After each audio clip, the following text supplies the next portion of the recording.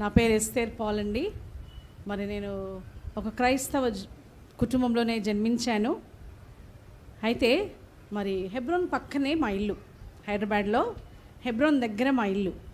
ఎంత దూరం అంటే ఇక్కడ నుంచి అక్కడ ఆ మెయిన్ గోడ అటువైపు అంత దూరమే, వాకబుల్ డిస్టెన్స్. ఒక 1 మినిట్లో హెబ్రోన్కి వెళ్ళిపోతాం నడుస్తే, అట్లా అంత దగ్గర అనమాట. అయితే చిన్న ప్రాయం నుండి మరి హెబ్రోన్లోనే ఉండటము, హెబ్రోన్లో పరిచర్య చేయటము, హెబ్రోన్లోనే మరి మా యొక్క సెలవులు గడపడము, హెబ్రోన్లో పరిచర్య చేయటము, హెబ్రోన్లో ఊడవటము తుడవటం ఇదంతా చేసేటువంటి వారం. దానికి ముందు మరి మేము ఈ యొక్క దైవ క్రమంలోనికి రాకముందు మరి మా నాన్నగారు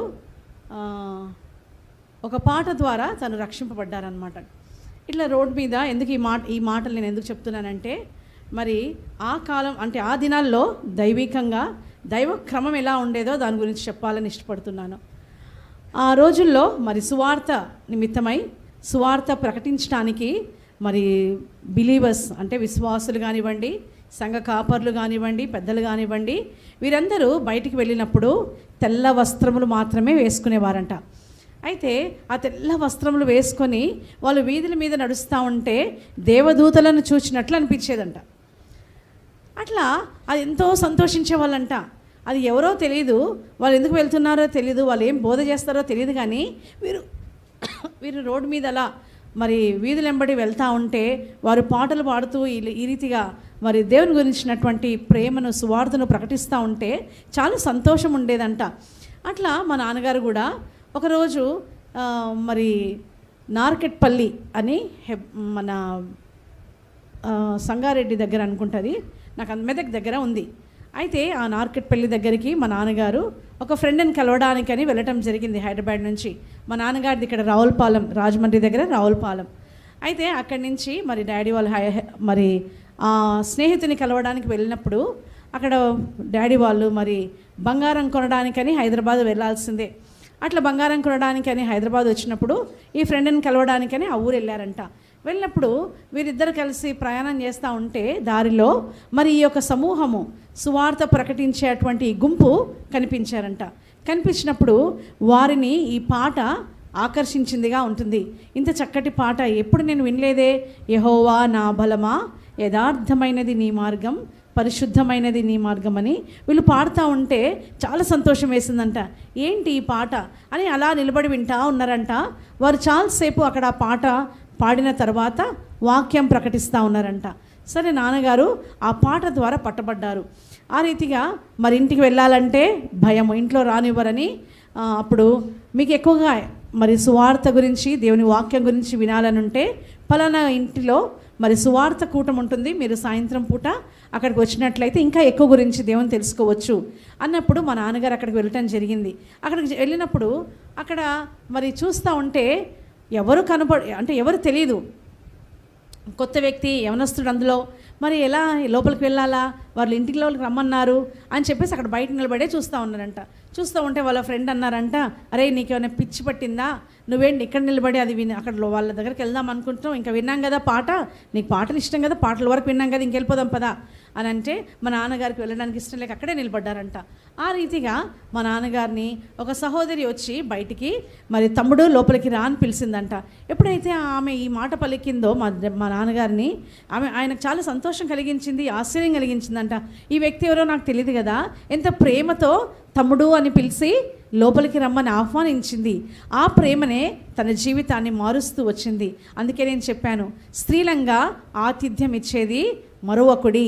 ఈ ఆతిథ్యం వలన మనం తెలియకనే ఎవరికి పరిచర్య చేస్తున్నామంట, దేవదూతలకు పరిచర్య చేస్తున్నట్లు. అట్లా మనకు తెలియకనే ఎంతోమందికి మనము సువార్తను అందించే వారిగా ఉంటాం. ఈ ప్రేమపూర్వకమైన మాటలు మన నోట ఉన్నప్పుడు కష్టంలో ఉన్నవారే కానివ్వండి, బాధలో ఉన్నవారే కానివ్వండి, హృదయ వేదనతో ఉన్నవారే కానివ్వండి, వారి హృదయాల్లో ఒక కార్యం జరుగుతూ ఉంటుంది. ఆ రీతిగా మా నాన్నకి మరి దేవుడు ఎవరో ఎరగరు, కానీ మేము పలికినటువంటి మాటలు, తమ్ముడు లోపలికి రా, నువ్వు ఎక్కువగా దేవుని తెలుసుకోవాలంటే లోపలికి రా అని చెప్పి ప్రేమతో ఆహ్వానించింది చూడండి. ఆ మాట ఒక్కరే మా నాన్నగారు చెప్పారు. ఆ మాటనే నన్ను మార్చింది అని చెప్పారు. అట్లా తను లోపలికి రావటము, మరి భక్సింగ్ తాత ఆ రోజు వాక్యం చెప్తుంటే వినటం, వాక్యం ఏం అర్థం కాలేదు కానీ నీకు ఇంకా ఎక్కువ తెలుసుకోవాలంటే నువ్వు ఎక్కడుంటావు బాబు అంటే ఇట్లా మా డాడీ చెప్పారంట. అయితే హైదరాబాద్ వచ్చినప్పుడు హెబ్రోన్ అని ఉంది, అప్పుడు హెబ్రోన్ లేదు, ఏలిమే ఉంది, అక్కడికి రండి అని చెప్పి మా నాన్నగారిని అట్లా ఆహ్వానించారు. అట్లా మా నాన్నగారు ఏలింకి రావటం జరిగింది. తర్వాత ఇంకా మేము క్రైస్తవులంగానే చిన్ననాటి నాటి నుండే క్రైస్తవులంగానే ఉన్నాం. అట్లా దేవునిలో పెంచబడుతూ వచ్చాము. ఎందుకంటే హెబ్రోన్ ప్రక్కనే కాబట్టి చాలా భక్తిగా పెంచబడుతూ వచ్చాము. అయితే నాకు ఒక కోరిక ఉండేది, పాటలు పెద్ద అంటే నాట్ ఎ ప్రొఫెషనల్ సింగర్, ఒక పెద్ద ప్రొఫెషనల్ సింగర్ని కాదు, కానీ దేవుడు ఇచ్చిన తలాంతు దేవుని కొరకు ఉపయోగించాలనే ఆలోచన ఉండేది. కానీ అట్ ద సేమ్ టైం ఇంకొక వైపు ఎలా ఉండేదంటే, మరి స్కూల్కి వెళుతున్నప్పుడు స్కూల్లో నా ఫ్రెండ్స్ అందరు హిందూస్, ముస్లిమ్స్ కాబట్టి వాళ్ళందరూ ఏం చేసేవాళ్ళంటే మరి డ్యాన్స్ నేర్చుకోవటం, డ్యాన్సులు చేయటం, లేకుంటే సినిమా పాటలు పాడటం, అట్లా వీళ్ళంతా లోకానుసారంగా జీవిస్తున్నప్పుడు నాకు కంప్లీట్గా మరి లోకంలో ఉండాలని ఆశ ఉండేది. ఇట్లా నేను కూడా పాటలు పాడుతూ డ్యాన్స్ చేయాలని అలా ఆలోచన ఉండేది. మళ్ళీ ఇంకోటి ఏముండేదంటే, హెబ్రోన్లోకి వచ్చినప్పుడు చాలా భక్తి, మందిరంలో ఉంటే భక్తి, బయటికి వస్తే భక్తిలే పాడులే. ఇట్లా కొనసాగుతున్నప్పుడు 5వ తరగతిలోకి వచ్చినప్పుడు నేను మా నాన్నగారికి చెప్పాను నాకు డ్యాన్స్ నేర్చుకోవాలని ఉంది అని. అయితే మా నాన్నగారు ఏం మాట్లాడరు, సాధారణంగా గమ్మున ఉంటారు, తను ఏం మాట్లాడలేదు. అయితే మా మామయ్య ఉండేవాడు, మా మామయ్య అంటే ఆయన కూడా డాడీ అనే పిలిచేవాళ్ళము, చాలా స్ట్రిక్ట్. మేము దేవునిలో ఎదగడానికి కారణం తనే, ఎందుకంటే తను చాలా స్ట్రిక్ట్గా మమ్మల్ని పెంచాడు. పొద్దుటే లేవటం, ఒక 2 పాటలు పాడేసరికి నేను ఇప్పుడు పాటలు పాడుతున్నాను, పాత పాటలన్నీ నాకు వచ్చంటే ఆయన వల్లనే. ఎందుకంటే వాళ్ళు మరాఠీ పాడేవాళ్ళు, మరాఠీలోనే వాక్యం చెప్పేవాడు, మరాఠీలోనే దేవుని స్తుతించేవారు. అయితే మేము పెద్ద అవుతున్న తను తెలుగు నేర్చుకొని తెలుగులో పాడటము, తెలుగులో ఆంటీ రూత్ శామ్యుల్ అని గ్రానీ ఉండేది వాళ్ళమ్మ, తను మరి హెబ్రోన్లో చాలా సీనియర్ అనమాట, ఓల్డ్ బిలీవర్, తను మరాఠీలోనే ఆరాధన చేసేది. అట్లా మళ్ళీ వాళ్ళ కుమారుడుగా మా మేనత్తను చేసుకోవటం వల్ల తను కూడా మామ కదా కానీ డాడీ అనే పిలిచేవాళ్ళం. అట్లా మమ్మల్ని భక్తిగా పెంచుతూ వచ్చాడు. ప్రొద్దున లేగగానే ప్రార్థన, ఫ్యామిలీ ప్రేయర్, తర్వాత హాలిడేస్ ఉంటే కొన్ని అధ్యాయాలు మరి మేము కంఠస్థం చేసి చెప్పాలా, ఆ రీతిగా పెంచబడుతూ ఉన్నప్పుడు ఈ ఆలోచన ఉండేది. ఏం ఆలోచన వచ్చింది ఇప్పుడు నాకు? పాట పాడుతూ డ్యాన్స్ చేయాలా. అట్లా నేను డ్యాన్స్ క్లాసెస్లో జాయిన్ అయ్యాను, డ్యాన్స్ నేర్చుకుంటాను. ఇంకా కొంతకాలం అయితే ఇంకా ఫైనల్గా కూడా నేను ఇంకా స్టేజ్ మీద పర్ఫార్మెన్స్ చేసే స్టేజ్కి వచ్చేస్తున్నా.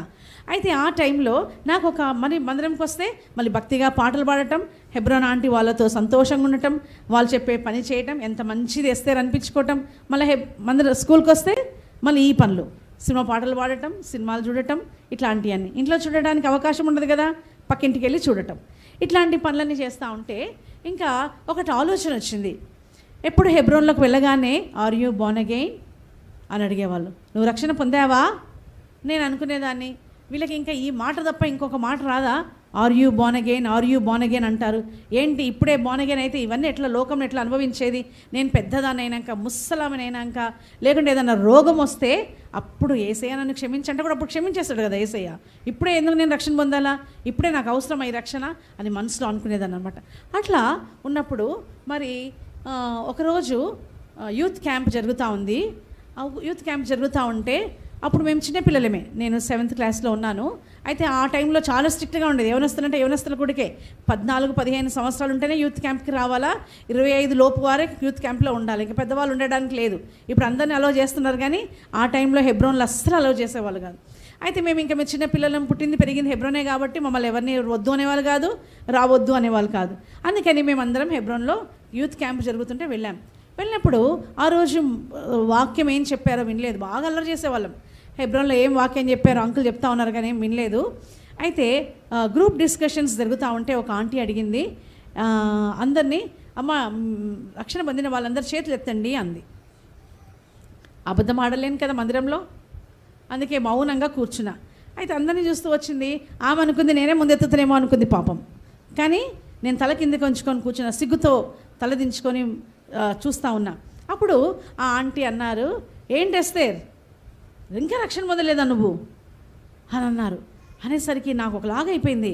ఏంటి ఆంటీ అలా అందరి ముందు నన్ను అలా అడిగారు అని అంటే, ఏంటి పొద్దుట వస్తావు, ఉదయకాలంలో వేకువజామున లేచి మందిరం అంతా ఊడవడానికి కాన్వకేషన్ టైంలో వస్తావు, మందిరంలో పనిచేస్తావు, సండే అంతా మందిరంలోనే ఉంటావు, మరేంటి ఇంకా రక్షణ పొందలేదా నువ్వు అని అన్నారు. అని అంటే ఏం మాట్లాడట్లేదు కానీ అలా మౌనంగా కూర్చున్నా. అయితే అంతలో ఒక ఆంటీ ఒక వాక్యం చెప్తూ, మన యొక్క జీవితము ఎలా ఉంటుందంటే గడ్డిని పోలినది, అది ఒక ఆవిరి వంటిది, అది అంతలో కనబడి అంతలో మాయమైపోతుంది. నువ్వు అనుకుంటున్నావా నీ జీవితం నువ్వు చాలా కాలం బ్రతకొచ్చు, నేను నా జీవితం అంతా అయిపోయినాక అప్పుడు రక్షణ పొందుతాను నువ్వు అనుకుంటున్నావా? ఈ దినమే నీ చివరి దినం అయితే నువ్వేం చేస్తావు? నేను అలాగే అనుకున్నాను. అయితే నాకు ఒక కొడుకుని దేవుడు ఇచ్చాడు, ఆ కొడుకుని దేవుడు తీసుకున్నాడు, అయితే నా కొడుకు దేవునితో ఉన్నాడు, అయితే ఇప్పుడు మీ పరిస్థితి ఏంటి అన్నప్పుడు నాకు భయం వేసిపోయింది. ఆమె ఖండితంగా చెప్తా ఉంది నా కొడుకు దేవుని దగ్గర ఉన్నాడని. ఎట్లా ఆమె సంతోషంగా చెప్తా ఉంది, దేవుడు నా కొడుకు దేవుని పిలుచుకున్నాడు, యవనస్తుడే, అయితే దేవుడు పిలుచుకున్నాడు, నా కొడుకు దేవుని దగ్గర ఉన్నాడు, నేను ఒక రోజు నా కొడుకుని చూడబోతున్నాను అని సంతోషంగా చెప్తా ఉంటే నాకేమో భయం వేస్తుంది. ఇక్కడ ఏంటిమే అంత గ్యారంటీగా చెప్తుంది వీళ్ళ కొడుకు గురించి అని అనుకొని మనసులో అనుకుంటుంటేనే ఇంకొక ఆంటీ గురించి వార్త వచ్చింది, న్యూస్. ఏమంటే Mrs Abis has been called to glory. Abis aunty మరి మహిమలోనికి పిలువబడింది. ఆంటీ ఎవరంటే ఆమె మరి ఒక ఫారినర్ అమెరికన్ ఉమెన్. అయితే వాళ్ళు మొట్టమొదట మనకు VBS మనకు తీసుకొచ్చినటువంటి వ్యక్తి. అట్లా మన సంఘంలో మరి హెబ్రోన్లో మొట్టమొదట ఆంటీ ద్వారానే ఈ VBS అనేది స్టార్ట్ అయింది. అట్లా ఆ ఆంటీ దేవుని ప్రభు మహిమలోనికి పిలువబడింది అని చెప్తా ఉంటే అందరూ ఎవరి నోట్లో ఆమె చనిపోయింది, ఆమె లేదు, ఆమె లేకుంటే చచ్చిపోయింది అని ఇట్లా మాట ఎవరు మాట్లాడట్లే. ఏం మాట్లాడుతున్నారు అందరంటే ఆమె దేవుని సన్నిధికి వెళ్ళిపోయింది, ఆమె మహిమలోనికి పిలువబడింది, ఆమె దేవుని దగ్గరికి వెళ్ళిపోయింది అని చెప్తా ఉంటే వీళ్ళందరూ ఏంటి ఇంత గ్యారంటీగా ఆమె గురించి చెప్తున్నారు? ఆమె చనిపోయింది, వీళ్ళందరూ ఏంటి ఆమె గురించి సాక్ష్యం ఇస్తున్నారు ఇలా? అప్పుడు నా జీవితంలో పరిశుద్ధాత్మ దేవుడు కార్యం మొదలుపెట్టాడు. ఆ ఆంటీ ఏమందంటే, రేపు నువ్వు కూడా అలా పడుకోబోతున్నావు, నీ చుట్టూ కూడా జనాలు ఇలా చేరతారు, అప్పుడు నీ గురించి ఏం సాక్ష్యం ఇస్తారు? ఏదో ఒకరోజు అందరం చనిపోవాల్సిందే, ఈ లోకాన్ని విడిచిపెట్టవలసిందే. అయితే విడిచిపెట్టినప్పుడు నీ గురించి ఏం సాక్ష్యం ఇస్తున్నారు, ఏం సాక్ష్యం ఇస్తారు? మరి ఆ దాసురాలు మరణించింది, ప్రభు పిలుచుకున్నాడు, ప్రభు మహిమలో ఉంది. అయితే ఆ దాసురాలు గురించి సాక్ష్యం ఏం చెప్తున్నారు? ఆమె ప్రభువు దగ్గరికి వెళ్ళిపోయింది, ఆమె ప్రభువుతో ఉంది, ఆమె నిత్యత్వంలో ఉంది, ఆమె మహిమలో ఉంది అని ఈ మాటలు పలుకుతున్నారు. రేపు అదే పరిస్థితి నీకు వస్తే నువ్వేం చేస్తావు? నాకు అనిపించింది నిజమే కదా. ఈ లోకంలో ఉన్న ఆశలన్నీ తీర్చుకున్నాక, ఈ లోకంలో ఉన్నవన్నీ అనుభవించినాక అప్పుడు యేసయ్యనే నమ్ముకుంటా అంటే యేసుప్రభు అప్పుడైనా క్షమించడానికి సిద్ధ మనసు కలవాడే కదా, అప్పుడైనా నన్ను క్షమిస్తాడు కదా. ఈ ఆంటీ ఏంటి ఇలా చెప్తుంది అని అంటూ ఒక మాట అంది, రేపు నీది కాదు, ఈ దినమే రక్షణ దినం, ఈ దినమే నీది, రేపు నీది కాదు. నీకు గ్యారంటీ ఉందా రేపు ఉంటావని? ఇంక భయం వేసింది. నిజమే కదా. నేను ముసలిదాన్ని అయినాక, పెద్దదాన్ని అయినాక ఏదో రోగం వస్తే అప్పుడు రక్షణ పొందుతానులే అని అనుకుంటున్న నాకు దేవుడు నాతో మాట్లాడుతూ వచ్చాడు. ఈ క్షణమే ఇప్పుడు ఉన్నావు నువ్వు, నెక్స్ట్ క్షణం ఉంటావా? నీకు గ్యారంటీ ఉందా? రేపు నేను క్షేమంగా ఇంటికి వెళ్తానని గ్యారంటీ ఉందా మనకి? లేదు. నా కొడుకు స్కూల్లో ఉన్నాడు, నేను ఇద్దరు ఆంటీ బాబు ఒకటే స్కూల్లో ఉండేవాళ్ళు అనమాట. నేను స్కూల్ నుంచి ఇంటికి వచ్చాను, వెనక కొంతమంది వస్తున్నారు, ఎవరో వస్తున్నారు అనుకున్నాను. అయితే ఏం తీసుకొచ్చారు? నా బాబు శవాన్ని ఇంటికి తీసుకొచ్చారు. నేను అదే స్కూల్లో ఉద్యోగం చేస్తున్నాను, ఇంటికి క్షేమంగా వచ్చాను. అయితే నా కొడుకు యాక్సిడెంట్ ద్వారా మరణించాడు. అయితే నాకు తెలుసు ఎక్కడికి వెళ్ళాడు నా కొడుకు? దేవుని దగ్గరికి వెళ్ళాడు. అప్పుడు నా జీవితాన్ని యేసయ్యకి సమర్పించాను. అట్లా నేను రక్షణలోనికి రావడానికి దేవుడు కృప చూపిస్తూ వచ్చాడు. రేపటి దినం మనది కాదండి. మనం అనుకుంటాము ఈ దినం కాదు, ఈ దినం కాదు, ఇప్పుడు కాదు, ఇంకా తర్వాత రక్షణ పొందుదాం, ఇప్పుడే ఏమవసరం, ఇప్పుడే నాకేమవసరం, ఇంకా చాలా కాలం ఉంది కదా అనుకుంటాం. లేదండి, రేపు కాలము, రేపు అనేది మనది కాదు అన్నప్పుడు నా జీవితాన్ని యేసయ్యకి సమర్పించుకున్నా. తర్వాత బ్యాప్టిజం తీసుకోవాలా. బ్యాప్టిజం తీసుకున్నప్పుడు మరి రక్షణ పొందాము, బాప్తిజం తీసుకోవడానికి వెయిట్ చేయాల్సిన అవసరం లేదు. ఎందుకంటే రక్షణ పొందిన తర్వాత ఏంటి? బాప్తిజం. నమ్మి బాప్తిజం పొందువాడు రక్షణ పొందుడు, రక్షణ లేకపోతే శిక్ష కదా. మనం ఒకవేళ దేవుని నమ్ముకోకపోతే మనకు శిక్ష విధింపబడుతుంది. కాబట్టి నమ్మిన తర్వాత ఏం చేయాలా? వెంటనే బాప్తిజం తీసుకోవాలా. అయితే ప్రార్థన చేస్తూ ఉంటే ప్రభువా, ఆ రోజు నా డైలీ పోర్షన్ ద్వారా దేవుడు మాట్లాడుతూ వచ్చాడు. నాకు ఏదైతే దేవుడు మాట్లాడాడో అదే మాట నీ యొక్క సేవకుడు కూడా ఆ మాటలు చెప్పాలి. అప్పుడు కాన్వకేషన్ జరుగుతూ ఉంది. అయితే ఆ ఇయర్లో కాన్వకేషన్ జరుగుతూ ఉంటే నేను ప్రార్థన చేసుకొని వెనక ఎక్కడో కూర్చున్నాను, చాలా చివరిలో కూర్చున్నాను. ఈ మాటలు దైవజనుడు ఆయన వాక్యంలో పలకాలా అని అనుకుంటూ మోకరించాను, అక్కడ కూర్చున్నాను. అయితే వాక్యం అయిపోయింది. అంకుల్ లెట్స్ ప్రే అన్నారు, ప్రార్థన చేసుకుందామంటే అందరం మోకరించేసాం. ఇంకా ఇప్పుడు దేవుని చిత్తం కాదనుకుంటా, నేను చిన్నదాన్ని కదా, ఇంకా 7th క్లాసే కదా, ఇప్పుడే నేను మరి సాక్ష్యం ఇవ్వటం ఎందుకు, బాప్తిసంలో కొంచెం టైం వెయిట్ చేద్దాంలే. అయితే అప్పుడు దేవుడు మళ్ళీ మేము ఎప్పుడైతే మోకరించామో ప్రార్థన చేద్దాం, అందరం కళ్ళు మూసుకున్నాము, అందరం మోకాళ్ళ మీద ఉన్నాము. అంకుల్ మోకరించిన తర్వాత మరి మార్క్ 16 చదువుకుందామా అన్నారు. లెట్స్ టర్న్ టు మార్క్ 16 అనేసరికి ఎంత సంతోషం వేసిందంటే, నిజంగా దేవుడు మన హృదయాల్లో ఉన్న ఆశను ఎలా తీరుస్తాడో అని అర్థమైంది. అప్పుడు నా వాక్యం అది నాకు దేవుడు నాకు రెగ్యులర్ పోర్షన్లో మార్క్ 16 ద్వారా దేవుడు మాట్లాడాడు. అట్లా అంకుల్ మోకాళ్ళ మీదకి వచ్చినాక ఆ మాటలు చదివించారు. అప్పుడు వెంటనే వెళ్ళి మరి బ్యాప్టిజంకి నా పేరు ఇచ్చి బాప్తిజంలో సాక్ష్యం ఇచ్చాను. బాప్తిజంలో సాక్ష్యం ఇచ్చిన తర్వాత మరి ప్రత్యేకింపబడినటువంటి యవనస్తులు చాలా జాగ్రత్తగా గుర్తుపెట్టుకోండి. ఎప్పుడైతే మనం రక్షణ పొందామో అది బహిరంగంగా మనం ప్రకటించినప్పుడు, బాప్తిజంలో సాక్ష్యం ఇచ్చినప్పుడు మన జీవితం ఎలా ఉండాలా, అనేకులకు మాదిరికరంగా ఉండాలా, అనేకులకు సవాలుగా ఉండాలా. అట్లా దేవుడు మనల్ని చిన్న వయసులో రక్షించుకున్నారా, మిమ్మల్ని రక్షించుకున్నప్పుడు దేవుడికి ఒక సంకల్పం ఉంటుంది, ఒక ప్రణాళికతో దేవుడు మనల్ని రక్షించుకుంటాడు. అది మన జీవితంలో నెరవేర్చుకోవడానికి మనము ప్రయాసపడాలా. లేకుంటే మన జీవితము అలా గడిచిపోతూ ఉంటుంది, మనం దేవుని కొరకు ఏం చేయలేని వారిగా ఉండిపోతాం. అట్లా మరి చదువు అయిపోయినాక నేను మరి మా ఇంట్లో మ్యారేజ్ ప్రపోజల్స్ చూస్తూ ఉంటే నేను ఒకటే అనుకునేదాన్ని, ప్రభువా మరి మీ ఏర్పాట్లో ఉన్న వ్యక్తి చక్కగా వాక్యం బోధించాలా, చక్కగా పాడాలా, చక్కగా వాయిద్యాలు వాయించాలా, ఇట్లాంటివన్నీ ఆలోచనలు ఉండేవి. కానీ దేవా నీ చిత్తమే నా జీవితంలో నెరవేర్చని ఒక మాట మాత్రమే ప్రార్థించేదాన్ని. ఎందుకంటే మేము యవనస్తురాలుగా ఉన్నప్పుడు మరి యూత్ మీటింగ్ మా కళ్యాణ్ ఆంటీ తీసేవాళ్ళు. అయితే ఎవ్రీ సెకండ్ సాటర్డే ఒక స్పెషల్ స్పీకర్ని పిలిచేవాళ్ళు. ఒక దైవజనుల్ని ఎవరినైనా ఆత్మీయంగా ఉన్న సహోదరులను మాకు వాక్యం అందించడానికి పిలిచేవాళ్ళు. ఆ రోజు మరి ఎస్తేర్ విలియమ్స్ అని Sam Williams uncle wife aunty వచ్చారు. అయితే ఆమె ఏం చెప్పిందంటే, మీకు జ్ఞానం అంటే పెళ్ళి చేసుకోవాలా అనే ఆలోచన పుట్టినప్పటి నుంచే మీ యొక్క స్పౌసెస్ గురించి మీరు ప్రార్థన చేయాలా అని చెప్పింది.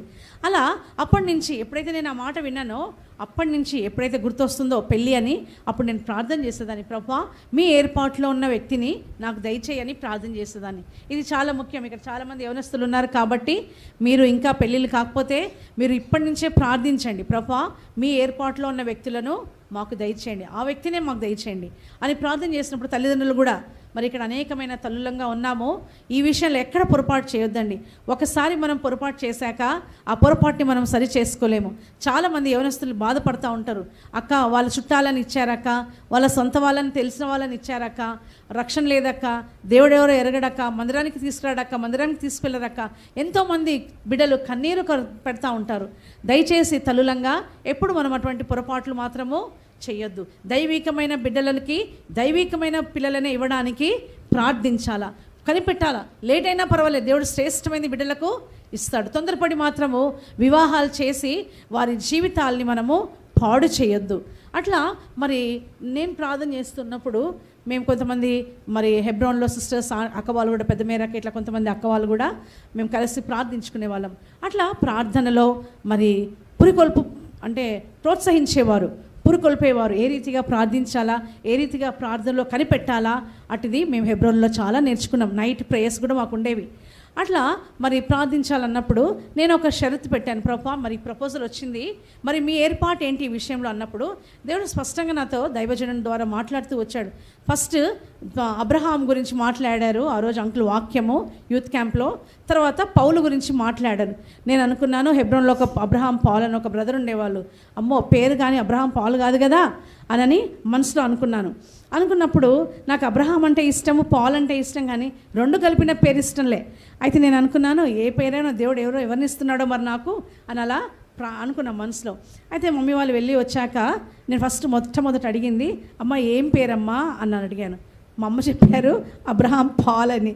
అయ్యో అబ్రహాం, అందుకే నా అంకుల్ దేవుడు అంత స్పష్టంగా మాట్లాడుతూ వచ్చాడు అన్నప్పుడు దేవుడు ప్రతి విషయంలో అట్లా నడిపిస్తూ వచ్చాడనమాట. నువ్వు ఇంతవరకు హెబ్రోన్లో ఉన్నావు, అది దాగు చోటుగా ఉంది, తిరిగి నువ్వు సియోనుకు వెళ్ళు అని దావీదుతో మాట్లాడతాడు. అది షేరింగ్ గాడ్స్ సీక్రెట్స్ భక్సింగ్ తాత రాసిన పుస్తకంలో అందులో ఉంటుందన్నమాట. అట్లా తిరిగి సియోనుకు వెళ్ళను. సియోను ఎక్కడ అని అడిగితే మరి నేను హెబ్రోన్ విడిచిపెట్టవలసిన సమయం వచ్చింది, ఇప్పుడు సియోనుకి వెళ్ళాలా. సియోను ఆ చర్చ్ పేరు ఏంటి అని మా డాడీని అడిగితే జయన్ అని చెప్పారు మా డాడీ. ఓహో, అయితే నేను ఇప్పుడు ఎక్కడికి వెళ్ళాలా? సియోనుకు వెళ్ళాలా అని. అట్లా మరి నేను కొన్ని కండిషన్స్ పెట్టుకున్నా. మనము దేవుణ్ణి, వాళ్ళు మమ్మల్ని కట్నం అడగకూడదు, నా మ్యారేజ్ హెబ్రోన్లోనే జరగాల, ఇట్లా కొన్ని దేవుని దగ్గర షరతులు పెట్టుకున్న. ప్రభా, అది దైవ చిత్తానుసారమైన షరతులైతే దేవుడు మన కోరికను సిద్ధింప చేస్తాడు. లేకుంటే ప్రభా నాకు ఇట్లాంటి వ్యక్తి కావాలా, ఇట్లాంటి అమ్మాయి కావాలా, ఇంత అందంగా ఉండాలి, ఇంత సంపాదించా, అవన్నీ కోరితే దేవుడు ఇవ్వడు. నీకు ఆత్మీయంగా ఏదైతే నువ్వు దేవుని ఎదుట సవాల్ పెట్టుకుంటావో దేవుడు తప్పకుండా అది తీరుస్తాడనమాట.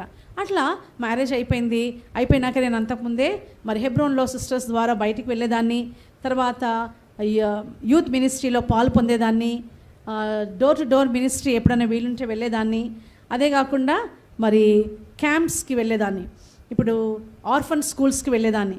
అట్లా మరి ఈ పరిచర్య అంతా ప్రభావం. మరి నేను గుంటూరు వెళ్తే ఎలా అట్లా అనుకున్నప్పుడు గుంటూరు వచ్చేసాము. మరి ఆత్మీయంగా అంత ఎదగలేకపోతున్నాను. అప్పుడు నేను దేవుని అడిగా, ప్రభా ఏం చేయాలని నన్ను ఈ వ్యక్తితో జతపరిచావు, ఏం చేయాలని నన్ను ఇక్కడికి తీసుకొచ్చావు. మరి మా కుటుంబం చూస్తే, మా అత్తగారి కుటుంబం చూస్తే, మా మామయ్య సంఘ పెద్ద, అత్తయ్య చాలా దైవికమైన కుటుంబము, అందరూ దైవికమైన కుటుంబంలో ఉన్నవారే. అయితే మరి నన్నేం చేయమంటున్నావు, ఇక్కడ తీసుకొచ్చావు కదా అన్నప్పుడు మరి దైవ సేవకుడే నన్ను పిలిచి సండే స్కూల్ పరిచయం ఇవ్వటం జరిగింది. అలా ఉన్నప్పుడు ప్రభా నేను ఏమైనా చేయాలి, మేము అంటే నేను, నా భర్త, మా కుటుంబంగా, అప్పుడు మేమిద్దరమే, ఇంకా పిల్లలు పెద్దోడు, చిన్నోడు, ఇంకా చాలా చిన్నోడు అనమాట. ప్రభా మమ్మల్ని ఏం చేయమంటున్నారు అని అడిగినప్పుడు అనుకున్న రీతిగా ఒకసారి మేము కర్నూలు వెళ్ళడం జరిగింది 91లో. అయితే కర్నూలుకి వెళ్ళినప్పుడు పిల్లలు కూడా లేరండి. అయితే 91లో వెళ్ళినప్పుడు మాది 90లో మ్యారేజ్ అయింది, 91లో మేము కర్నూలు వెళ్ళాం. వెళ్తే ఊరికి అంటే పాటలు పాడుతూ ఎస్తేర్ కొన్ని పాటలు రికార్డ్ చేద్దామని రూమ్లోనే కొన్ని పాటలు రికార్డ్ చేసుకున్నారు. అట్లా రికార్డ్ చేసినాక అది విజయవాడ బెంజమిన్ అంకుల్ వాళ్ళ పిల్లలకు తెలిసి ఏంటి ఎస్తేర్ కర్నూలులో పాటలు పాడి వచ్చావంట, మరి మా దగ్గర కొన్ని పాటలు పాడు అని అంటే సరే అని ఇక్కడ కూడా కొన్ని పాటలు రికార్డ్ చేయటం అయింది. రికార్డ్ చేసినప్పుడు ఎందుకో తలంపు దేవుడు అలా ఎలా ఇచ్చాడంటే, మరి మన పాటలు సియోన్ పాటలు వేరే వాళ్ళు పాడుతూ అనేకులు రాగాలు మార్చేస్తూ ఉన్నారు, ఆ పాటలు తెలియని వాళ్ళు పాడి ఆ పాటలంతా మార్చేస్తున్నారు, కాబట్టి మనమే ఈ పాటలు క్యాసెట్ చేస్తే బాగుంటుంది అనే ఆలోచన దేవుడు కలగజేశాడు. అట్లా దైవికమైనటువంటి బిడ్డలు, దైవికమైన ఆలోచన మరి కలగటం ద్వారా మేము దాని గురించి ప్రార్థించి 93లో ప్రార్థన చేశాము. 94, 95లో మేము ఈ క్యాసెట్స్ అంటే మరి సియోను పాటలు, సాంగ్స్ ఆఫ్ జయన్ మేము రిలీజ్ చేయడానికి క్యాసెట్స్ అప్పుడు అట్లా దేవుడు మా కృప చూపిస్తూ వచ్చాడు. ఒక్కొక్క క్యాసెట్ ద్వారా దేవుడు నాకు ఒక పాఠం నేర్పిస్తూ వచ్చాడు. పాటలు పాడటం చిన్నప్పటి నుంచి మరి హెబ్రోన్లో పుట్టి పెరిగాను కాబట్టి పాటలన్నీ కంటతొచ్చు, పాటలన్నీ పాడగలను. కాబట్టి వాటి గురించి స్పెషల్గా నేను పాటలు నేర్చుకొని పాడాల్సింది ఏం లేదు, లేకపోతే దాని గురించి ప్రయాసపడేది ఏం లేదు. అయితే దేవుడు ఏం చేశాడు తెలుసండి, పాట పాడడానికి వెళ్ళినప్పుడు సంపూర్ణంగా దేవుని మీద ఆధారపడటం నేర్పించాడు. పాటలు వచ్చిన పాటలే, కానీ అక్కడికి వెళ్ళేసరికి గొంతు ఉండేది కాదు. కంప్లీట్గా దేవుని మీద ఆధారపడాలి. దేవుని మీద ఆధారపడినప్పుడే పాటలు వచ్చాయి, పాటలు పాడేదాన్ని. అట్లా దేవుడు ఆ పాఠాలు నేర్పిస్తూ వచ్చాడు. ఒకసారి మరి నాకేమో ఇష్టం లేదు, అంటే మన సహవాసం కాదు ఆ బ్రదరు, వేరే సహవాసము. అయితే గాస్పుల్ సింగరే. ప్రభా ఈ వ్యక్తితో అంటే ఆ వ్యక్తిని మా క్యాసెట్స్లో పాడటం నాకు ఇష్టం లేదు, ఎందుకు మళ్ళీ ఈ వ్యక్తి అన్నప్పుడు మేము అంటే గుంటూరు నుంచి చెన్నై వెళ్ళిపోయాము పాటలు క్యాసెట్ చేయడానికి స్టూడియోకి. ఆ బ్రదర్ హైదరాబాద్ నుంచి రావాలి. ఆ హైదరాబాద్ నుంచి వచ్చే బ్రదరు రాలేకపోయారు. అయితే ఎందుకు రాలేదైనా, ఆయన ఎందుకు ఆ టికెట్ బుక్ చేసి బ్రదర్ వెళ్ళి మళ్ళీ ఆయనకు ఆ టికెట్స్ హ్యాండ్ ఓవర్ చేసి మరీ వచ్చారు కదా, ఆయన ఎందుకు రాలేదు అని అనుకున్నాం. కానీ అది దేవుని చిత్తము. అట్లా సెకండ్ వాల్యూమ్ మొత్తం నేనే పాడాను, నేను ఒక్కదాన్నే పాడాను. మన ఫిలిప్ అంకుల్ వాళ్ళ బాబు జానీ, తర్వాత బెంజమిన్ అంకుల్ వాళ్ళ అల్లుడు ఉన్నారు, అక్కడ అక్కడ మరి జోసెఫ్ అన్న, అబ్రహాం అన్న వీళ్ళందరూ ఉన్నారు. ఏం కదేస్తారు పాటలని నువ్వే పాడే అన్నారు. అయ్యో క్యాసెట్స్ ఎవరైనా వింటారా? మొత్తం నేనే పాడితే వినడానికి వాళ్ళకి ఇష్టం ఉండాలి కదా. ఒకరే పాట పాడితే ఎవరైనా పాడితే బాగుంటుంది, కానీ ఎవరికి ఇష్టం ఉంటుంది అలా పాట మొత్తం నేనే పాడితే క్యాసెట్ అంతా అని అంటే, లేదు నువ్వు పాడు, తర్వాత చూద్దాంలే అని నన్ను పాటలు పాడిచ్చేయమన్నారు.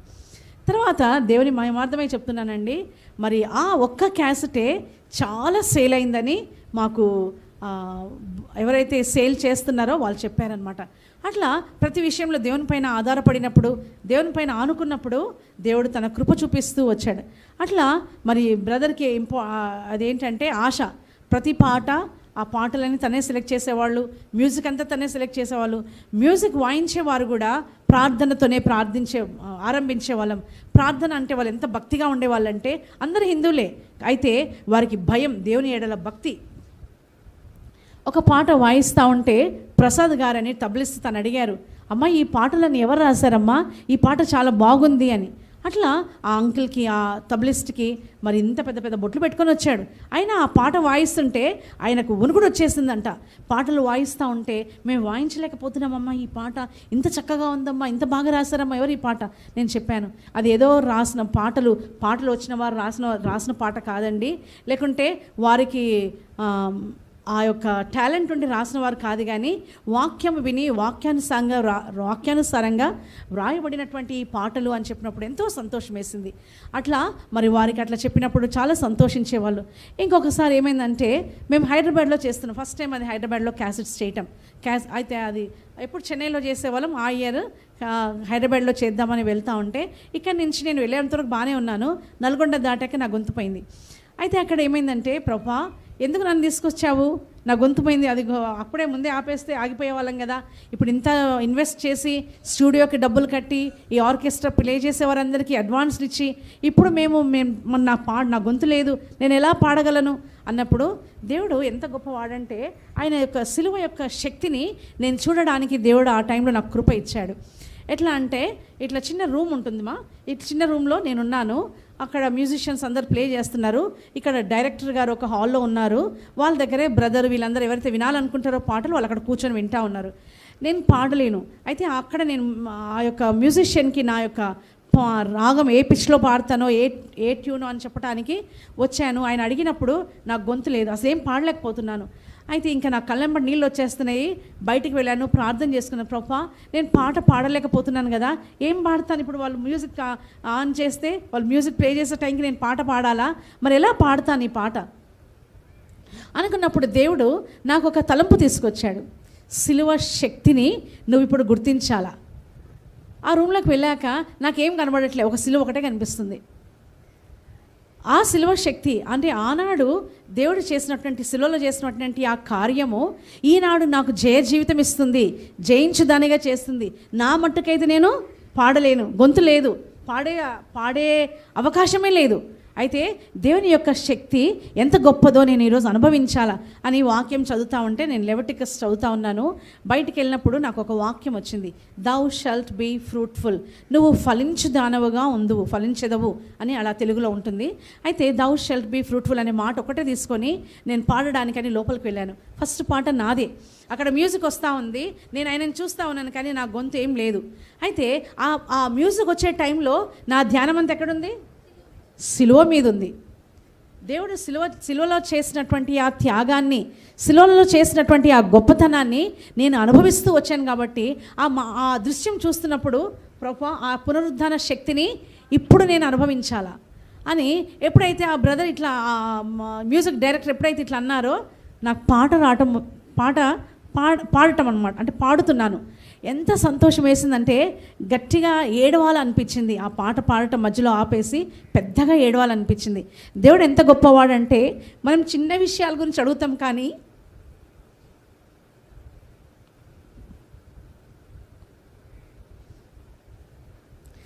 దేవుడు తన శక్తిని మన పట్ల కనుపరచడానికి ఇష్టపడతాడు.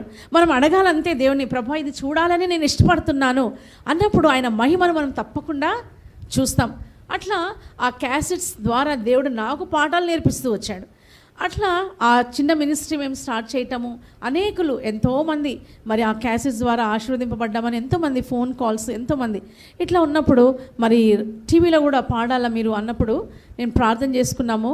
వెళ్ళినప్పుడు వాళ్ళు ఏమన్నారంటే, అక్క మా సిస్టర్ మీరు పాడటమే కాదు మీరు కొంత యాక్షన్ చేయండి అని అడిగారు. అడిగితే నేను అన్నాను, I'm not an actress to act, God has given me a talent only to sing. నేను పాడడానికి దేవుడు నాకు తలాంత ఇచ్చాడు, అంతవరకే. నేను యాక్టింగ్ చేయడానికి నేనేమైనా యాక్ట్రెస్నా మీ దగ్గర యాక్టింగ్ చేయడానికి? మీరు పాట ఉన్నట్టుగా బైబిల్ పట్టుకొని పాడమంటే పాడతాను, లేకుంటే ఇంటికి వెళ్ళిపోతాను. అయితే వాళ్ళు అన్నారు, you are the first lady to hold the Bible in your hand and sing. అట్లా మొట్టమొదట నేనే బైబిల్ పట్టుకొని పాడడానికి దేవుడు కృప ఇస్తూ వచ్చాడు. అట్లా కొంతమంది, అక్క మీ బైబిల్ పట్టుకొని పాడటం వల్లనే మాకెంతో సంతోషం కలిగింది అక్క అని అట్లా చాలామంది సాక్ష్యం చెప్తూ వచ్చారు. మనం చిన్న వాటిలో నమ్మకంగా ఉంటే దేవుడు అనేక విషయాల్లో మనకి ఘనత ఇస్తూ వస్తాడు. అట్లా ఆ విషయం తర్వాత దేవుడు 2 బిడ్డలు ఇచ్చాడు. బిడ్డలు ఇవ్వటం కూడా దేవుని ఒకటే అడిగేదాన్ని, ప్రభా వారు గొప్పవారు అవ్వాలని, లేకుంటే వారు ఏదో స్టేటస్లో ఉండాలని అది కాదు, కానీ నీ స్వరూపము, నీ రూపము, నీ మనస్సు నా బిడ్డలకి అని ప్రార్థన చేసేదాన్ని. అట్లా అంటే చిన్న వయసులోనే వారు 10th క్లాస్ లోపే వారు 2 రక్షణ పొందారు, ఇంటర్మీడియట్ లోపే 2 బాప్తిజంలో సాక్ష్యం ఇచ్చారు. అట్లా దేవుడు మరి దేవుని యొక్క చిత్తానుసారంగా వారిని దైవికంగా మరి పెంచే విషయంలో, తర్వాత దైవికంగా బిడ్డలు నడిచే విషయంలో దేవుడు ఎంతో కృప చూపిస్తూ వచ్చాడు. కుటుంబంగా మేము ఈరోజు సేవించడానికి దేవుడు కృప చూపిస్తూ ఉన్నాడు. మరి ఇవన్నీ ఇలా ఉన్నాయి. మరి ఉద్యోగంలో ఉన్నాము, ఇక్కడ బాగానే ఉంది. మరి అనుకోకుండా దుబాయ్ వెళ్ళమని దేవుడు నా భర్తకి ఉద్యోగం ఇచ్చాడు. తనకు ఇచ్చినప్పుడు మేము ఒకటే అడిగాను, ప్రభా ఎందుకు తీసుకెళ్తున్నావు? మేము ఇక్కడ బాగున్నాం కదా, ఇక్కడ మాకు అన్నీ ఉన్నాయి కదా, ఎందుకు దుబాయ్ వెళ్ళాలా అన్నప్పుడు దేవుడు మరి అబ్రహామును విడిచి ఏ రీతిగా తన కలిగిన వాటిని తన యొక్క మరి వాళ్ళందరినీ విడిచిపెట్టి వెళ్ళమని యాక్ట్స్లో ఉంటుంది, అపోస్తుల కార్యంలో ఉంటుంది ఆ మాటలు. అయితే నేను అనుకున్నా, ఇక్కడ అపోస్తుల కార్యంలో ఈ మాటలు ఎందుకున్నాయి అబ్బా అని నేను చదువుతా ఉంటే నాకు ఆశ్చర్యం కలిగించింది. అది విడిచిపెట్టి నువ్వు నేను చూపించే దేశానికి వెళ్ళు అన్నప్పుడు నేను నా భర్త ముందు వెళ్ళారు, మా వారు ముందు వెళ్ళారు, తర్వాత నేను కూడా వెళ్ళటానికి దేవుడు కృప ఇచ్చాడు. అట్లా వెళ్ళినాక అక్కడికి వెళ్ళిన తర్వాత, ప్రభా ఏం చేయమని తీసుకొచ్చావు, ఎందుకు తీసుకొచ్చావు ఇక్కడికి మమ్మల్ని అని అడిగినప్పుడు దేవుడు కొంతమంది యవనస్తులను, అక్కడ కొంతమంది ఉండేవాళ్ళు, మరి నాకు మోషే అలా పరిచయం, అక్కడ అంతకుముందు పరిచయం లేదు. అన్న వాళ్ళకి బాగా పరిచయం ఉంటా కానీ నాకు పరిచయం లేదు. అట్లా మోషే ఇట్లా ఆ అన్న సేవకుని పిల్లలన్నీ నాకు పరిచయం చేశారు. అక్కడ ఉన్నప్పుడు కొంతమంది, ప్రభా ఎటు వెళ్ళమంటున్నావు, ఎక్కడ ఉండమంటున్నావు అంటే షార్జా వైపు వెళ్ళమని నాకు దేవుడు మాట్లాడుతూ వచ్చాడు. అట్లా అటువైపు వెళ్ళి అక్కడ మరి మేము ఉంటున్నప్పుడు అనేక మంది యవనస్తులను మరి మేము ప్రోత్సహించడానికి, వారికి ఆదరణకరంగా ఉండడానికి దేవుడు ఆ రీతిగా సహాయపడుతూ వచ్చాడు. అట్లా వెంటనే నాకు జాబ్ రావటము, మరి ప్రమోషన్స్ రావటము, వెంటనే అట్లా దేవుడు స్థిరపరుస్తూ వచ్చాడు. మళ్ళీ తిరిగి మేము అక్కడ ఉన్నప్పుడు మా అత్తయ్య మామయ్య వృద్ధులు, అంటే వాళ్ళ కొంచెం ఏజ్ బారైంది, పెద్దవాళ్ళు.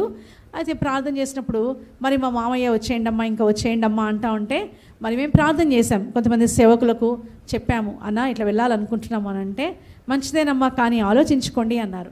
ఆ టైంలో మరి తిమోత్ అంకిల్, కురియన్ అంకిల్ కూడా వచ్చారు.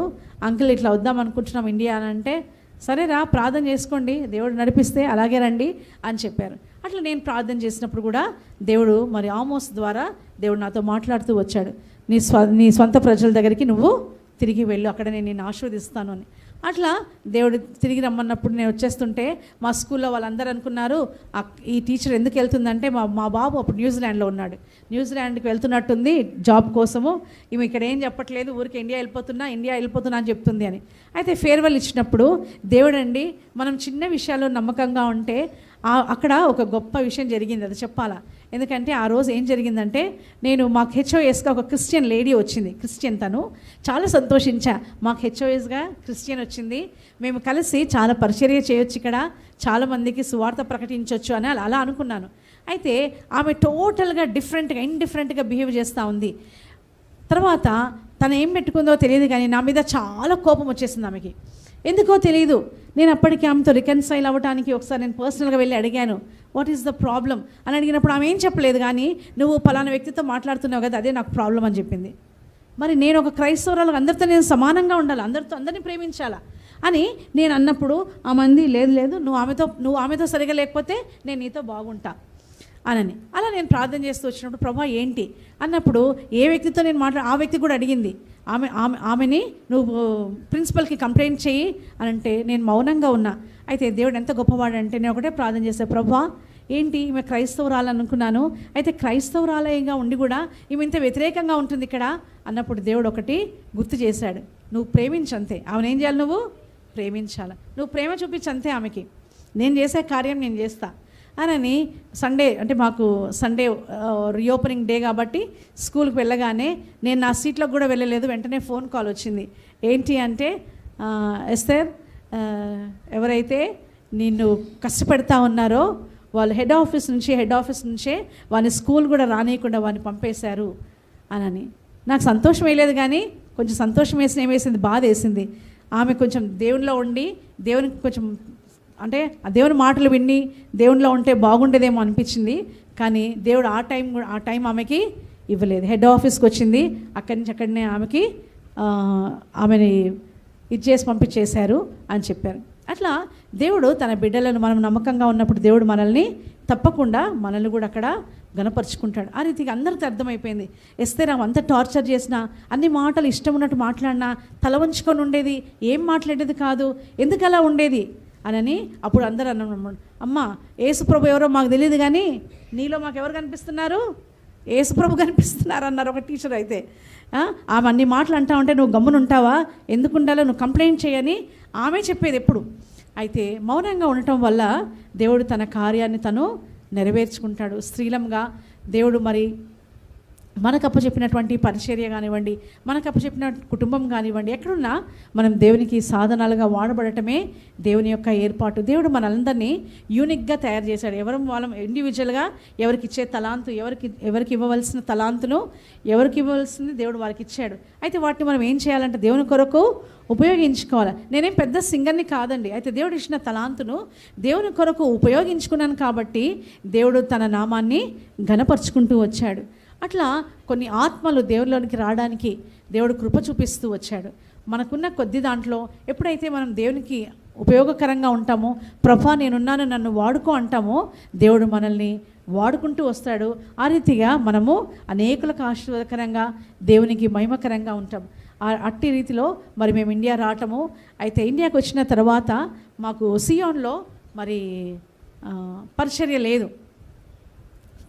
లేదు అంటే మరి అక్రమంగా మరి డబ్బు కోసమే కొంతమంది బ్రదర్స్ అక్కడ ఆ స్థలాన్ని ఆక్రమించుకున్నారు. మేము ఇంకా వారితో పోట్లాడటం అవంతా ఇష్టం లేక మౌనంగా ఉన్నాం. అయితే నేను ఒకటి మాత్రం ప్రార్థన చేశాను, ప్రభా ఏంటి మరి నేను అక్కడ ఆల్మోస్ట్ 25 ఇయర్స్ నేను పరిచర్యలో ఉన్నాను కదా, సండే స్కూల్ పరిచర్యలో, మరి ఇప్పుడు ఏంటి ప్రభా మౌనంగా ఉండాలా అని అడిగినప్పుడు దేవుడు ఏం చేశారంటే ఒక ద్వారం తెరిచారు. అట్లా ఒక చిన్న ప్రేయర్ గ్రూప్ మాకు దయచేశారు. ఒక సిస్టర్ అట్లా వాళ్ళతో ప్రార్థన చేసేవాళ్ళము. తర్వాత ఆ గ్రూప్ మేము ప్రార్థిస్తుండగా నాకు అనుకోకుండా మరి హెబ్రోన్ ఇండియా సిస్టర్స్ ఫెలోషిప్ నుండి ఒక కాల్ వచ్చింది. మరి మీరు ఈ సిస్టర్స్ ఫెలోషిప్ టేకప్ చేస్తారా, మీరు దాన్ని హోస్ట్ చేస్తే బాగుంటుంది అని ఫోన్ చేసినప్పుడు మరి నేను ప్రార్థించినప్పుడు దేవుడు ఆ రీతిగా మరి ఆ మినిస్ట్రీ దేవుడు నాకు ఇచ్చాడు. అట్లా మరి ఎవ్రీడే మార్నింగ్ 6:30 to 7 ఈ యొక్క సిస్టర్స్ గ్యాదరింగ్ ఉంటుంది జూమ్ ఆన్లైన్ వీడియోలో. అట్లా ఆ పరిచర్య చేయటానికి దేవుడు కృప ఇచ్చాడు. ఈ రీతిగా మరి దేవుని సేవలో కొనసాగుటకు దేవుడు కృప చూపిస్తూ వచ్చాడు. ఇంకందరూ అనుకుంటా ఉంటారు అక్క ఏంటి ఏం పెట్టుకోలేదు అని. అయితే ఈ విషయం చెప్పి నేను ముగిస్తానండి. మరి చాలా మరి ఆశ ఉండేది. ఏం ఆశ అంటే సొమ్ములు పెట్టుకోవాలా, అయితే సింపుల్గా ఉండాలా, పరిచర్యలో వాడబడేదాన్ని. అయితే ఇట్లా పరిచర్య చేసేటప్పుడు సేవకులు అనేవాళ్ళు ఏం వేస్తారు అక్క అవి తీసేయకూడదా అనేవాళ్ళు. ఏంటి తీసేది అని అంటే అదే నువ్వు వేసుకుంటున్నావే అవి గొలుసులు ఆ గొలుసులు తీసేయకూడదా అనేవాళ్ళు. నేను అనేదాన్ని అన్న మీరు ఏమన్నా అడగండి కానీ ఇది మాత్రం అడగకూడదు, అది నా పర్సనల్ విషయం కదా, దేవుడు మాట్లాడితే నేను తీసేస్తలేండి అన్న, కానీ నేను మాత్రం దేవుడు కూడా చెప్తా, దేవా 1-2 కదా నేను వేసుకుంటుంది, మీరు తీయమంటే ఎట్లా ప్రభా అని నేను దేవుని అడుగుతలే అని అట్లా అడిగేదాన్ని. అట్లా 2-3 సేవకులు అన్నప్పుడు నేనేమనుకున్నానంటే ప్రభా నా దగ్గర ఏదో కొంచెమే ఉంది కదా బంగారం, ఈ కొంచెం బంగారం తీసేస్తే ఏం లాభం, నువ్వు నాకు సమృద్ధికి ఇవ్వు, ఇంకా నాకు చాలు ప్రభు అన్నంత ఇవ్వు, అప్పుడు తీసేస్తా. నువ్వేమైనా చెయ్యి, నాకు మాత్రం ఎంత ఇవ్వాలా? ఇంకా నాకు వద్దు ప్రభు ఈ బంగారం అన్నంత ఇవ్వు. స్త్రీకి మితం ఉంటుందా? ఉంటుందా? ఉండదు కదా. అయితే నాకు మాత్రం దేవుడు సమృద్ధిగా ఇచ్చాడండి, డైమండ్స్తో సహా ఇచ్చాడు, అన్నీ ఉన్నాయి. అయితే ఒకరోజు నేను వాక్యం చెప్తా ఉంటే ఆ వాక్యం దేవుడు నాతోనే మాట్లాడుతూ వచ్చాడు. దావీదు మొక్కుబడులు చెల్లించాడంట. దేవుడు దావీదు మొక్కుకున్న ప్రతి మొక్కుబడి చెల్లించాడంట. మరి నువ్వు చెల్లించావా అని నేను వాక్యం చెప్తున్నా. అప్పుడు దేవుడు నాతో మాట్లాడాడు. ఏమ్మా, నువ్వు ఎప్పుడో చెప్పుకున్నావు కదా, నీకు సమృద్ధిగా ఇస్తే తీస్తాను ప్రభు అన్నావు కదా, మరి ఏంది అన్నీ వేసుకొని వాక్యం చెప్తున్నావు? నువ్వు మొక్కుబడి చెల్లించలేదు, నువ్వు వాక్యం చెప్తున్నావు. తర్వాత మా పెద్దబాబు మరి ఐఏఎస్ ఆఫీసర్ అయితే ఇస్తానులే అన్నాను. అదొకటి అనుకున్నా మనసులో.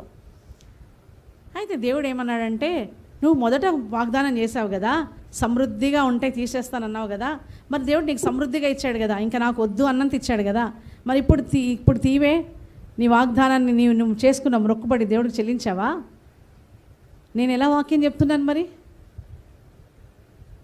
ఇంకా అదే వాక్యం మళ్ళీ సెకండ్ టైం కూడా అదే వాక్యం వచ్చింది. ఆ వాక్యం చదివినప్పుడు నేను అనుకున్న ప్రభా నిజమే కదా, ఎప్పుడో 10 years బ్యాక్ చేసా ఆ ప్రార్థన, కానీ నాకు గుర్తులేదు, అసలు మర్చిపోయాను. దుబాయ్లో ఉన్నంత వరకు నాకు గుర్తులేదు ఆ ప్రార్థన. అసలు దుబాయ్ నుంచి వచ్చాక గుర్తొచ్చింది. నిజమే కదా, నేను ఎప్పుడో ప్రార్థన చేశాను, 10 years బ్యాక్ ఈ ప్రార్థన చేశాను. తర్వాత బాబు రీసెంట్గా అనుకున్నానులేండి. అయితే అది నాకు ఇట్స్ నాట్ కన్సిడరబుల్. అయితే నేను చేసిన ఒప్పందం ఏంటి? నాకు సమృద్ధిగా ఇవ్వు, తీస్తాను. అట్లా నిజంగా అండి. ఇప్పుడు పెట్టుకోకపోతే ఎంత సంతోషంగా ఉంది తెలుసా? ఏదో భారం అంతా మోసుకున్నట్టుండేదాన్ని. ఎందుకంటే ఎక్కడ పడిపోతున్నాయో, ఎక్కడ ఊడిపోతాయో, ఏవి పడిపోతాయో, ఎక్కడ ఉంటాయో కదా. అయితే ఇప్పుడు ఏం లేకపోతే ఏముంది, గబగబా రెడీ అయ్యి వెళ్ళిపోవచ్చు. అవి పెట్టుకోవాలి, ఇవి పెట్టుకోవాలని ఆశే లేదు. ఇంకా దేవుడు ఆశ తీసేసాడు. మా చిన్న బాబు మ్యారేజ్కి మమ్మీ 2 hours పెట్టుకో, నువ్వు అన్న మ్యారేజ్కి చాలా గ్రాండ్గా ఉన్నావు కదా, నా పెళ్ళికి ఏం పెట్టుకోలేకపోతే ఏమనుకుంటారు అందరూ, నువ్వు నా మ్యారేజ్కి ఒక 2 hours పెట్టుకో మమ్మీ అన్నాడు. మా తమ్ముడు కూడా అలాగే అడిగాడు, ఒక 2 గంటలు పెట్టుకొని తీసేసేయి, నిన్ను ఎవరు అడుగుతారు పెళ్ళిలో కదా అని.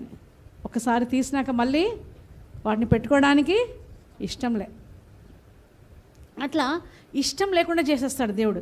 ఎందుకంటే ఆ మొక్కుబడి చెల్లించాను కాబట్టి దేవుడు తన యొక్క అంటే నేను అదే అనుకుంటా, నన్ను ఎందుకు దుబాయ్ తీసుకెళ్ళాడు దేవుడు? ఇది సమకూర్చుకోవడానికే తీసుకెళ్ళాడు. అయితే అది తిరిగి అంటే ఇంకా వాటి మీద ఇష్టం లేకుండా చేశాడు. అట్లా మనము సమర్పించుకున్నప్పుడు దేవునికి మనం మొక్కుబడులు చెల్లించాల. మొక్కుంటాం ఎన్నో, బిడ్డల్ని ఇస్తాం ప్రభా, ఇది ఇస్తాను ప్రభా, అది చేస్తాను ప్రభా, అది కాదండి. మనం స్త్రీలంగా ఏదైనా మొక్కుబడి ఉంటే ఆ మొక్కుబడి తప్పకుండా దేవునికి చెల్లించాలా. అట్లా మరి ఈరోజు మనం విన్న వాక్యం మనము ఎలా ఉంటామంట, దేవునికి మిగుల విలువైన వారంగా. ఎప్పుడు ఆయన యొక్క గుణగణాలను మనము అలంకరించుకున్నప్పుడు, ఆ అలంకరణతో మనము నింపబడినప్పుడు మనం మిగుల విలువ కలిగినటువంటి స్త్రీలముగా దేవునికి కనబడతాం. ఆ రీతిగా మరి మా కుటుంబం గురించి ప్రార్థించండి. దేవుని సేవ చేయాలని ఆశ.